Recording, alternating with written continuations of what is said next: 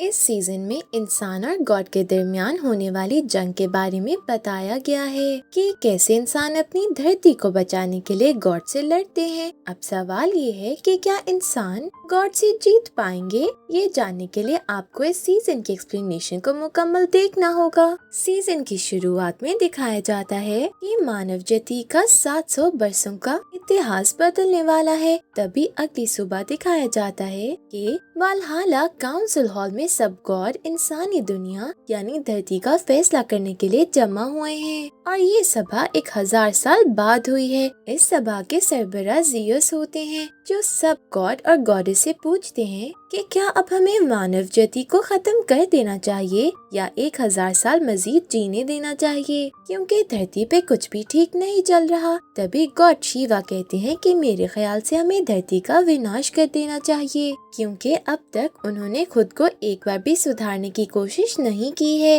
इस गॉड की बातें सुनकर दूसरे सभी गॉड्स भी इनसे सहमत होते हैं और कहते हैं कि हाँ, ये बातें ठीक हैं। जियस को भी ये सब बातें ठीक लगती हैं और वो अपना फैसला सुनाने लगता है कि तभी वहाँ पे ब्रुनहिल्डा आ जाती है और उन्हें रोकती है कि कैसे धरती का विनाश करना ठीक नहीं है, उन्हें अब आखिरी मौका देना चाहिए। ब्रुनहिल्डा एक वल्कायरी होती है, यानी वो ना गॉड होती है और ना ही इंसान। तभी दूसरे गॉड्स ब्रुनहिल्डा को इस मामले से दूर रहने को कहते हैं। फिर उसके बाद ब्रुनहिल्डा सबके सामने एक प्रस्ताव रखती है कि मनुष्य और गॉड्स के दरमियान एक लड़ाई होगी जिसमें 13 गॉड्स और 13 मनुष्य हिस्सा लेंगे और जो 7 मर्तबा पहले जीत जाएंगे उसके बाद फैसला होगा, क्योंकि अगर मनुष्य जीत जाते हैं तो उन्हें 1000 साल मजीद जीने की इजाजत देनी होगी और अगर गॉड्स जीत गए तो धरती का खात्मा कर दिया जाएगा और ऐसा वल्हाला के इतिहास में पहली मर्तबा होगा। इस बात को सुन के सभी गॉड्स हंसते हैं और कहते हैं कि मनुष्य कभी गॉड को हरा नहीं सकते। फिर जियस के पास कोई और रास्ता नहीं बचता और वो इस चुनौती को स्वीकार कर लेता है।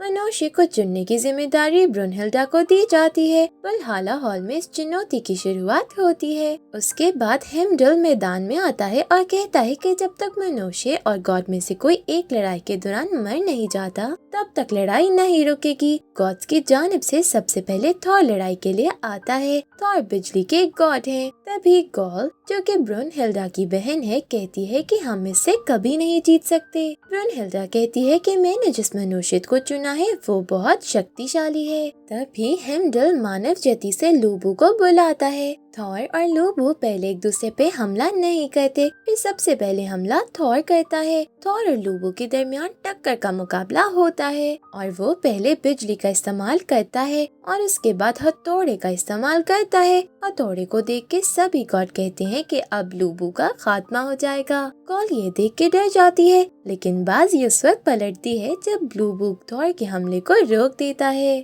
थॉर गिर जाता है और उसके जिस्म से खून निकलने लग जाता है, जिसको देख के सभी गॉड डर जाते हैं और लूबू के सिपाही खुश हो जाते हैं। जियस सोचता है कि ऐसे कैसे मुमकिन है, कोई मनुष्य गॉड को कभी नहीं हरा सकता। वो ब्रुनहिल्डा की तरफ देखता है और समझ जाता है कि जरूर लूबू की इतनी ताकत के पीछे इसका हाथ है। इसके बाद पास्ट का सीन दिखाया जाता है जहाँ गॉल ब्रुनहिल्डा से कह रही होती है कि लूबू कितना मर्जी ताकतवर हो वो फिर भी गॉड्स को नहीं हरा सकता। तभी ब्रुनहिल्डा 13 वल्कायरीज को बुलाती है। गॉल पूछती है कि तुम क्या करना चाहती हो। फिर ब्रुनहिल्डा एक वल्कायरी को बुलाती है जिसका नाम रैंडग्रिस होता है। ब्रुनहिल्डा इसे कहती है कि तुम थॉर के सारे राज जानती हो ना। इस पे रैंडग्रिस कहती है कि हाँ, उसके लोहे से बने हाथ और उसका हथौड़ा जो कि किसी भी हमले को रोक सकते हैं। फिर ब्रुनहिल्डा रैंडग्रिस से पूछती है कि अगर थॉर को हराने के लिए तुम्हें अपना तायक करना पड़ा तो क्या तुम करोगी? जिसको सुन के वो कहती है कि हाँ, ये मेरी खुशनसीबी होगी। उसके बाद सीन प्रेजेंट में शिफ्ट हो जाता है, जिसमें हमें दिखाया जाता है कि लड़ाई के दौरान लूबू जिस ताकत का इस्तेमाल करता है वो रैंडग्रिस थी, जो कि एक हथियार में बदल गई थी। अब यहाँ सोचने की बात ये है कि क्या वाकई लूबू थॉर से जीत जाएगा। लड़ाई पूरे जोरों शोर से जारी होती है। तभी एक गॉड जियस को वेलकाइरिस के बारे में बताता है कि कैसे वो ब्रुनहिल्डा के कहने पे मानव जाति की मदद कर रहे हैं। जियस ये सुन के बहुत खुश होता है और कहता है कि अब तो लड़ाई करने में और भी मजा आएगा। फिर आगे दिखाया जाता है कि थॉर का हथौड़ा खुद ही एकदम गर्म होने लगता है, जिसे देख के थॉर थोड़ा खुश हो जाता है। दूसरी तरफ ब्रुनहिल्डा को एक मैसेज आता है कि रैग्नारॉक के सारे मैचेस की लिस्ट आ गई है। फिर उसके बाद ये लिस्ट हर्मीस जियस को भी दिखाता है। थॉर अपना हथौड़ा उठाता है और लूबू पर हमला करता है और जोरदार धमाका होता है। लूबू पहली बार तो हमले को रोक देता है, लेकिन अगली बार वो ज्यादा देर तक टिक नहीं पाता और इसके पाँव टूट जाते हैं। तभी वहाँ लूबू का घोड़ा जाता है जिसका नाम रेड हेयर होता है। लूबू अपनी सारी ताकत लगाकर खड़ा हो जाता है, जिसे देख के सारे मानव बहुत खुश होते हैं और लूबू लूबू के नारे लगाने लगते हैं। लूबू अपने घोड़े पर सवार होता है। वो दौड़ते हुए थॉर के पास जाते हैं। लूबू अपने हथियार को अपनी खास टेक्निक से पकड़ता है। फिर दिखाया जाता है कि दोनों अपनी पूरी ताकत से एक दूसरे पे हमला करते हैं और वहाँ बहुत बड़ा धमाका होता है, जिसकी रोशनी पूरे आसमान के बादलों को चीर देती है। इसके बाद दिखाया जाता है कि लूबू का हथियार और एक हाथ टूट जाता है। ब्रुनहिल्डा चौंक जाती है और यहाँ बताती चलूं, रैंडग्रिस चूंकि लूबू के हथियार में होती है, तो जैसे ही वो टूटता है रैंडग्रिस भी गिर जाती है और मर जाती है। फिर यहाँ थॉर लूबू पर आखिरी हमला करता है और अपने हथौड़े से उसका सर उड़ा देता है। हेमडल घोषित करता है कि रैग्नारॉक के दरमियान पहली लड़ाई गॉड्स की ओर से थॉर ने जीत ली है। ये सब देख के जियस बहुत खुश होता है। गोल रोते हुए कहती है कि ये लोग ऐसा कैसे कह सकते हैं। दूसरी तरफ ब्रुनहिल्डा कहीं जा रही होती है और खुद में बड़बड़ा रही होती है कि क्या वो ये जगह है जहां आत्माओं को दोबारा इंसान के रूप में डाला जाता है। इसके बाद ब्रुनहिल्डा रैंडग्रिस की बात को याद करती है। तभी वहाँ गोल आ जाती है और वो कहती है कि तुम चुप क्यों हो, अब हम कभी भी रैंडग्रिस की स्माइल को नहीं देख पाएंगे। इसके बाद जंग आगे बढ़ती है और ब्रुनहिल्डा सोच रही होती है कि अब की बार वो किसे भेजे। फिर उसकी नजर एक मनुष्य पे पड़ती है जिसके नाम के आगे नम पे बहुत सारे जीरो के साथ 1 लिखा होता है। फिर अगला सीन वल्हला हॉल का दिखाया जाता है, जहां हेमडल अगले राउंड का ऐलान करता है कि मानव की ओर से आ रहे हैं। वो अभी ऐसा बोलता है कि जमीन से एक जोरदार चीज निकलती है जो ऊपर आसमान तक जाती है और उसके ऊपर एक मनुष्य बैठा होता है। उसके बाद बहुत सारे जानवर भी वहाँ आ जाते हैं। हेमडल बताता है कि इसका नाम है एडम, जिसे सुन के सब इंसान जोश में आ जाते हैं। दूसरी जानिब गॉड की ओर से शिवा आ रहे होते हैं, लेकिन तभी हेमडल को फोन आता है कि कुछ चेंजेस कर दिए गए हैं और फिर वहाँ पर जियस की एंट्री होती है। मनुष्य ये देख के बहुत हैरान हो जाते हैं। हेमडल उनका तारुफ करवाता है कि ये सब गॉड्स के फादर हैं। जियस नीचे बैठता है और अचानक से बहुत विशाल रूप ले लेता है, जिसे देख के ब्रुनहिल्डा बहुत गुस्से में आ जाती है और कहती है कि मैंने सोचा भी नहीं था कि दूसरे राउंड में जियस आएगा। तो दोस्तों, आपको क्या लगता है कि इस लड़ाई में कौन जीत पाएगा?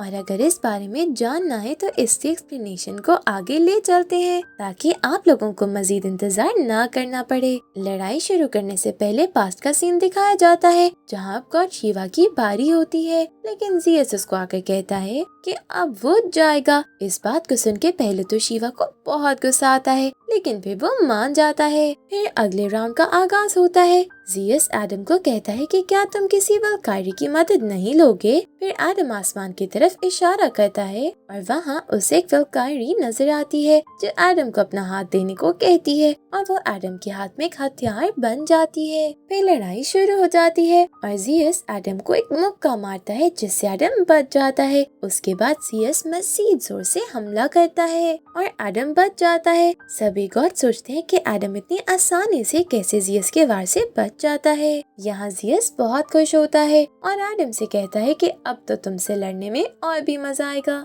एडम कहता है कि मुझे भी ऐसे ही लगता है। इतना कहने के बाद एडम जियस पर मुक्कों की बौछार कर देता है, जिससे जियस ये तो समझ आता है कि एडम बहुत तेज है। ये मंजर देख के गॉड बहुत खुश होती है और कहती है कि क्या एडम गॉड की टेक्निक की नकल कर सकता है। इस बात पर ब्रुनहिल्डा कहती है कि क्या तुम्हें एडम की कहानी नहीं पता? एडम को सारे मनुष्य के पिता के तौर पे बनाया गया था और इसलिए वो सारे गॉड्स की टेक्निक्स को कॉपी कर सकता है। इसके बाद जीयस एक अलग तरह की टेक्निक का इस्तेमाल करता है। एडम उसकी नकल कर लेता है और एक जोरदार किक जीयस को मारता है, जिसकी वजह से जीयस नीचे गिर जाता है और दीवार में धंस जाता है। ये सब कुछ देख के सारे इंसान बहुत खुश होते हैं। जीयस का पूरा जिस्म लाल होने लगता है क्योंकि अब जीयस अपने सबसे खास टेक्निक के जरिए हमला करता है, जिसे देख के ऐसा लगता है कि वक्त रुक गया हो। लेकिन एडम उस टेक्निक को भी समझ जाता है और वापस ऐसे ही वार करता है। गॉल दोबारा ब्रुनहिल्डा से पूछती है कि एडम के पास इतनी ताकत कैसे आई। ब्रुनहिल्डा कहती है कि जैसे कि मैंने तुम्हें पहले बताया था, ये सब एडम का गॉड्स के लिए गुस्सा है। इसी के साथ ही ब्रुनहिल्डा एडम के पास की कहानी सुनाती है कि एडम अपनी ईव के साथ गार्डन ऑफ ईडन यानी जन्नत में रहता है, जहाँ ईव पर एक गलत फल खाने की वजह से एक मुकदमा चल रहा होता है और ये मुकदमा एक शैतान के कहने पे चलाया जाता है और इसी की वजह से ही एडम और ईव को जन्नत से निकाल दिया जाता है। जब वो जन्नत से निकाले जाते हैं तो शैतान वापस उन पे हमला करता है, जिसको एडम कॉपी कर लेता है और वापस वैसे ही हमला करके उसके टुकड़े टुकड़े कर देता है। फिर सीन वापस प्रेजेंट में शिफ्ट होता है, जहाँ जीयस को जमीन पे गिरा दिखाया जाता है, जिसे देख के सभी इंसान बहुत खुश होते हैं क्योंकि एडम ने पहली लड़ाई जीत ली होती है। हेमडल वल्हाला हॉल में खड़ा होकर एडम को विजय घोषित करने लगता है, मगर इस वक्त कहानी में एक ट्विस्ट आता है और वो ये है कि जैसे हेमडल बोलने लगता है, जीयस उसका मुंह पीछे से पकड़ लेता है। ब्रुनहिल्डा को जोरदार झटका लगता है और एडम वहाँ पे रुक जाता है। जीयस एडम को कहता है कि मैं सारे गॉड से लड़कर यहाँ आया हूँ और मैं अब तुम्हें नहीं छोड़ूंगा। इसके बाद एडम जीयस से कहता है कि तुम्हें जमीन से नहीं उठना चाहिए था क्योंकि मेरा अगला हमला तुम्हें मार देगा। ये सुनकर जीयस एडम पर अपना आखिरी हमला करता है और इसको भी एडम कॉपी कर लेता है और वो दोनों एक दूसरे पर जोरदार मुक्कों की बौछार करते हैं, जिसे देख के गॉल कहती है कि अगर ऐसे ही रहा तो एडम आसानी से जीत जाएगा।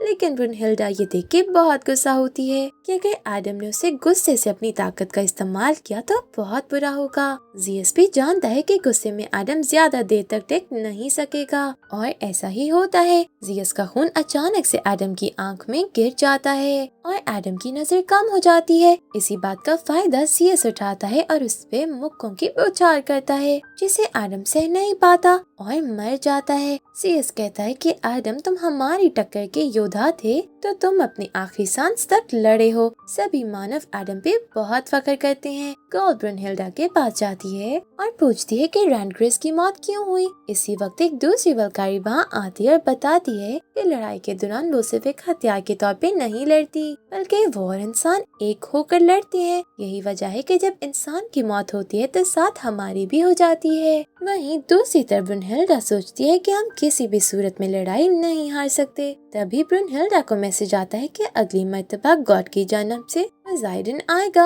और ये सुनकर गॉड डर जाती है और कहती है कि पोसाइडन तो जीयस का बड़ा भाई है। ब्रुनहिल्डा सोचती है कि अब इसके मुकाबले में किसको लाया जाए। तभी कोजीरो सासाकी वहाँ आता है और कहता है कि अब मैं जाऊंगा। तो दोस्तों, अब आपको क्या लगता है कि पोसाइडन और कोजीरो सासाकी में से कौन जीत पाएगा? तो चलिए अब आगे बढ़ते हैं और देखते हैं कि आगे इस लड़ाई में क्या होता है। अब की बार वल्हाला हॉल पूरा पानी से भरा होता है, जिसे देख के गॉड समझ जाते हैं कि अब उनकी तरफ से कौन आने वाला है। तभी हेमडल वहाँ आता है और अगले योद्धाओं का नाम बताता है कि गॉड की जानिब से अब आ रहे हैं पोसाइडन और फिर वो बोलता है कि मानव की जानिब से जो लड़ने आ रहा है वो है कोजीरो। कोजीरो अपनी तलवार निकालता है और पानी की लहरों को खामोश कर देता है, जिसे देख के पोसाइडन हैरान हो जाता है। फिर हेमडल लड़ाई शुरू करने का ऐलान करता है, मगर दोनों अपनी तलवारें हाथ में लिए खड़े रहते हैं। सभी लोग समझते हैं कि शायद वो भी एक दूसरे की टेक्निक को समझ रहे हैं। तब ये गॉड कहता है कि पोसाइडन कभी भी पहला हमला नहीं करेगा। अगर दुश्मन उसकी सीमा में आएगा तो वो मार डालेगा। सभी लोग सोचते हैं कि आखिर ये कैसे जीतेंगे। कोजीरो भी समझ जाता है कि ये लड़ाई बहुत मुश्किल होने वाली है। ब्रुनहिल्डा गॉल को बताती है कि पोसाइडन कोलंबस के 12 गॉड्स में सबसे भयानक है। उसके बाद कोजीरो पोसाइडन को देखता है जो उसकी तरफ देख भी नहीं रहा था। कोजीरो बैठ जाता है और सोचता है कि अगर वो मुझे मारना ही नहीं चाहता तो मैं क्या करूं। करूं। तभी सीन पास्ट में शिफ्ट होता है जहां कोजीरो अपने साथियों साथ मशक कर रहा होता है, हर बार हार जाता है। फिर वो लड़ाई करके वहाँ से चला जाता है। कुछ वक्त वो जंगल में गुजारता है जहाँ वो अकेले मशक करता है, खुद को मजीद मजबूत बनाता है। फिर कुछ महीने बाद वो वापस आ जाता है और फिर अपने साथियों को चुनौती देता है और लड़ता है और अब की बार वो जीत जाता है। फिर कोजीरो का मास्टर उसे वहाँ रुकने को बोलता है मगर वो मना कर देता है और आगे सफर पर निकल जाता है। रास्ते में वो बहुत सी योद्धाओं से लड़ता है लेकिन हर बार हार जाता है। अब सीन दोबारा प्रेजेंट में शिफ्ट होता है जहाँ कोजीरो अपनी तलवार की मदद से पोसाइडन पे हमला करता है। पोसाइडन बच जाता है लेकिन उसके सर के कुछ बाल कट जाते हैं जिसे देख के सभी देवता हैरान हो जाते हैं। पोसाइडन कोजीरो की तरफ देखता है और कोजीरो कहता है कि आखिरकार तुमने मेरी तरफ देख ही लिया। तभी पोसाइडन कोजीरो पे हमला करता है जिसे देख के सभी गॉड्स हैरान होते हैं क्योंकि पोसाइडन कभी भी पहले हमला नहीं करता। पहले हमले की वार से कोजीरो बच जाता है। तभी गॉल ब्रुनहिल्डा से पूछती है कि क्या इसके पास भी एडम जैसी शक्तियाँ हैं, जिस पे ब्रुनहिल्डा कहती है कि नहीं, मगर कोजीरो ने इतने लोगों से लड़ाई की है कि इसे तकरीबन हर टेक्निक का पता है और वो लड़ाई से पहले अगले इंसान का इमेज अपने दिमाग में बना लेता है। अब पोसाइडन अपना आखिरी हमला करता है और इस बार वो हवा की रफ्तार से आता है और अपनी तलवार कोजीरो के पेट में मारता है जिससे कोजीरो जमीन पे गिर जाता है और पोसाइडन पहली मर्तबा किसी इंसान से बात करता है और उसे बोलता है लूजर, यानी तुम हमेशा की तरह नाकाम ही हो। लेकिन कोजीरो हार नहीं मानता और दोबारा खड़ा हो जाता है। पोसाइडन को देख के ब्रुनहिल्डा को भी पसीना आ जाता है। फिर पोसाइडन दोबारा कोजीरो पे हमला करता है और कोजीरो बच जाता है और इस बात का पोसाइडन को बहुत गुस्सा आता है। अब वो हवा में उछलकर जोरदार हमला करता है और दोनों में खूब लड़ाई होती है और इसी लड़ाई में कोजीरो की तलवार टूट जाती है। कोजीरो कहता है कि मैं हार मानना चाहता हूँ लेकिन मानूंगा नहीं। कोजीरो पोसाइडन से पूछता है कि क्या कभी तुमने पूरी रात किसी से लड़ाई की है और कभी पूरी रात अकेले मशक की है, जिसके जवाब में पोसाइडन कुछ नहीं कहता और कोजीरो अपनी तलवार के टुकड़े उठाता है। तभी उनमें से रोशनी निकलना शुरू हो जाती है। इस रोशनी में वल्कायरी कोजीरो की मदद के लिए आती है जिसे देख के सभी हैरान हो जाते हैं। लड़ाई दोबारा शुरू हो जाती है। इस बार वो दोनों टक्कर की लड़ाई करते हैं। अब की बार पोसाइडन समझ नहीं पाता और कोजीरो उसकी गाल पे हमला कर देता है। फिर पोसाइडन शदीद गुस्से में आ जाता है और कोजीरो पे हमला करता है जिससे कोजीरो तकरीबन मर ही चुका होता है कि तभी उसे वो सारे लोग दिखाई देते हैं जिनसे अब तक उसने लड़ाई की थी। वो सब इसका हौसला बढ़ा रहे होते हैं। कोजीरो वापस उठ खड़ा होता है और एक की बार वो इतना जोरदार हमला करता है कि पोसाइडन का एक हाथ कट जाता है। पोसाइडन अपने दूसरे हाथ से अब कोजीरो पर हमला करता है मगर कोजीरो अपनी तलवार से पोसाइडन का दूसरा हाथ भी काट देता है। पोसाइडन हार नहीं मानता और अब वो अपनी आखिरी चाल चलता है। अब वो अपने मुंह में तलवार लेके हमला करता है और कोजीरो अब की बार अपनी तलवार की मदद से उसके जिस्म के 2 टुकड़े कर देता है। गॉल और ब्रुनहिल्डा को अपनी आंखों पे यकीन नहीं आता और साथ ही सभी गॉड हैरान हो जाते हैं कि आखिर ये हुआ क्या है। ना चाहते हुए भी हेमडल कोजीरो को विजेता घोषित कर देता है। उधर दूसरी जानिब सभी गॉड्स की बैठक बुलाई जाती है। सभी गॉड बहुत गुस्सा होते हैं। सीएस कहता है कि इंसान मजबूत है और ब्रुनहिल्डा ने हमें हराने का पूरा मंसूबा बनाया हुआ है। गॉड शिवा कहते हैं कि अब की बार मैं जाऊंगा, लेकिन इस बार भी गॉड जीयस शिवा को मना कर देते हैं। अब स्टेडियम को फिर से तैयार किया जाता है और इस बार वो 19वीं सदी के लंदन में होता है, यानी अब होने वाले सारे मुकाबले इंसान के होम ग्राउंड यानी धरती पे होंगे। अब हेमडल बताता है कि मानव की जानिब से अब आ रहे हैं जैक द रिपर और गॉड की जानिब से अब आ रहे हैं हेरिकल्स। गॉड और मानव दोनों सोचते हैं कि अब की बार कौन जीतेगा और इसी के साथ ही रेकॉर्ड ऑफ रैग्नारॉक का सीजन 1 खत्म हो जाता है। दोस्तों, अगर आप जानना चाहते हैं कि ये लड़ाई जैक द रिपर और हेरिकल्स में से किसने जीती, उसके लिए आपको सीरीज का सेकंड पार्ट देखना होगा। उम्मीद करते हैं सीजन 1 आपको बहुत पसंद आया होगा। Thank you for watching.